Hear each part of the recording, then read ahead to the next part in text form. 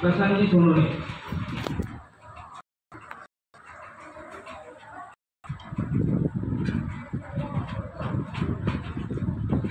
रुतबा मेरे सर को संविधान से मिला है और आज मैं यहाँ पे जो खड़ा हूँ तो ये मान और सम्मान कि मुझे भारत के संविधान से मिला है।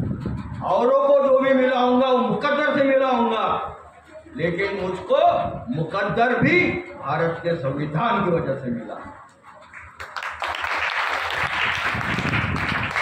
आज आपण अतिशय वाखाणण्यासारखा असा जो कार्यक्रम आहे, मी म्हणेल की अभूतपूर्व असा कार्यक्रम क्रांतीसूर्य महात्मा ज्योतिराव फुले आणि विश्वरत्न डॉक्टर बाबासाहेब आंबेडकर यांच्या संयुक्त जयंतीनिमित्त येथील ग्रामीण पत्रकार संघ आणि जीप जी शाळा आहे आमची बोरी अडगावची यांच्या संयुक्त विद्यमाने आपण आज जो कार्यक्रम घेतला, तर या संपूर्ण आयोजकांचे आणि विशेषतः आमचे मित्र रामदासजी वाघमारे जे रविदास सत्ते शोधक सुद्धा आहेत, तर त्यांचं सर्वात पहिले मी अभिनंदन करतो। आजच्या कार्यक्रमाचे अध्यक्ष तसेच ग्रामीण पत्रकार संघाची आमची जी टीम आली होती त्यापैकी कर्मयोगी आमचे संताराम भाऊ तायडे आणि त्यांची टीम आणि आपण बालमित्रांनो, आत्ताच आमच्या मित्रांनी तुम्हाला एक कथा सांगितली, तर तशीच एक कथा मी तुम्हाला सांगतो।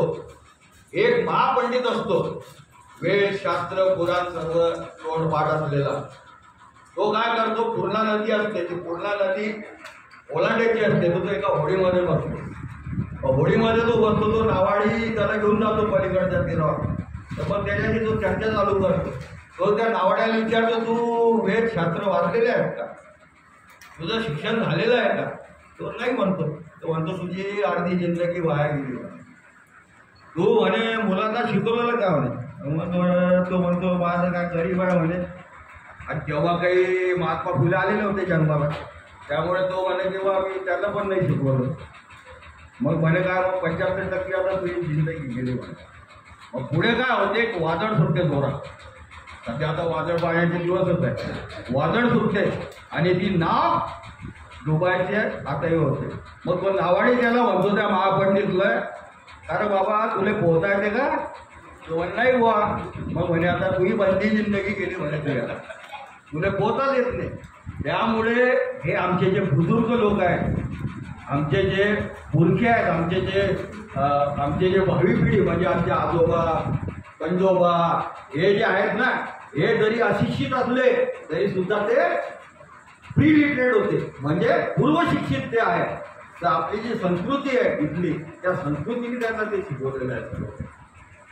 अण्णाभाऊ साठे माहिती आहे तुम्हाला?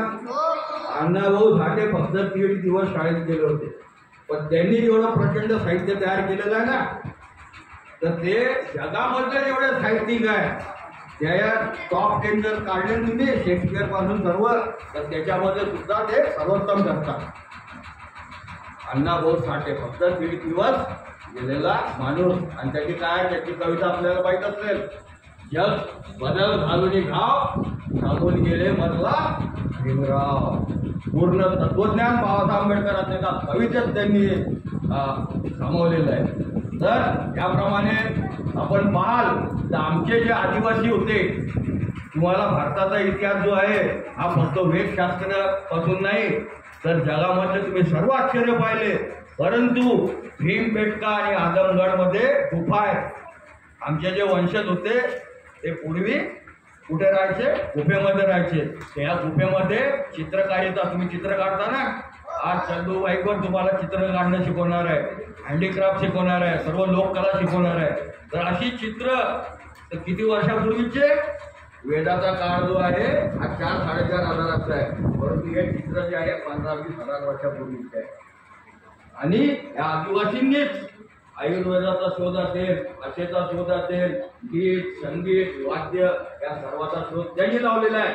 म्हणून मी नेहमी म्हणत असतो की ही जी चित्रकारिता आहे हे सर्वात मोठं सबूत आहे की आदिवासी जे आहे इथले जल जंगल जमिनीचे या भारताचे मालिक हे आदिवासी आहे, आणि हे जगातलं सर्वात मोठं आश्चर्य आहे। आणि सिंधू संस्कृतीबद्दल तुम्हाला धडा आहे काय कसा? हरप्पा सिंधू संस्कृती जी आपण तर ही सिंधू संस्कृती जी आहे, ही सिंधू संस्कृती जगामध्ये सर्वात जी आहे सर्वात सुंदर आणि सर्वात मी म्हणेल की या सिंधू संस्कृतीमध्ये वर्ण जात रहित समतामूलक अशी जी संस्कृती होती, ही संस्कृती सिंधू संस्कृती म्हणजे जवळपास 10,000 वर्षापूर्वी आणि ही सर्वात प्राचीन आणि जगामध्ये सर्वश्रेष्ठ अशी संस्कृती आहे.